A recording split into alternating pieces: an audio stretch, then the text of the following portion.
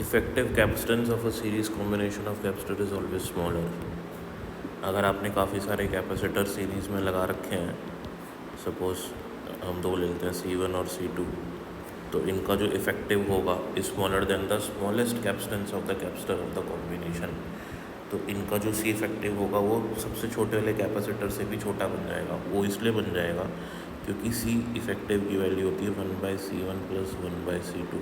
तो सपोज़ करने के लिए अगर मैं इसको 1 माइक्रोफेराड मान लूँ, C1 को 1 माइक्रोफेराड मान लूँ और C2 को 2 माइक्रोफेराड मान लूँ और इनको सॉल्व करूँ मैं C इक्विवेलेंट, तो पता कितना आएगा 2 × 1/2 + 1, तो ये कितना हो गया 2/5 2/3 सॉरी।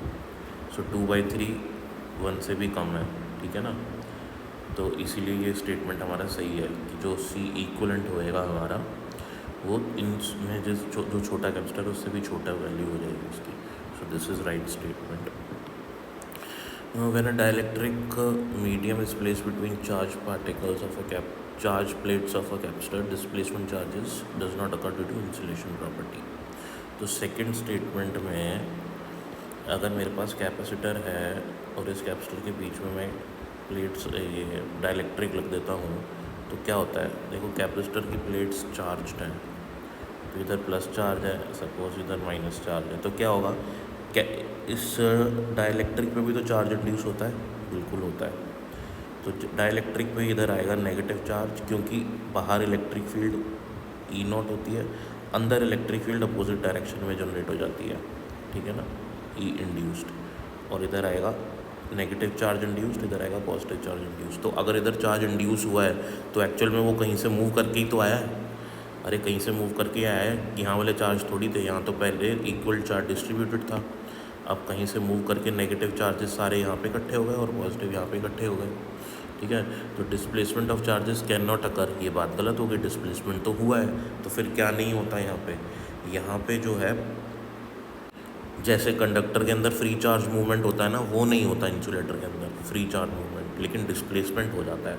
तो इसलिए बी वाला स्टेटमेंट मेरा गलत है।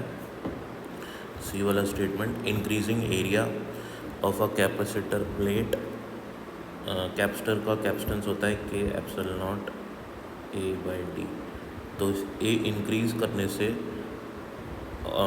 और decreasing the thickness is an alternate method to increase the capacitance. बिल्कुल सही बात है भाई, D डिक्रीज़ करोगे तो C इंक्रीज़ होगा और A इंक्रीज़ करोगे तब भी C इंक्रीज़ होगा, तो ये सही पॉइंट है।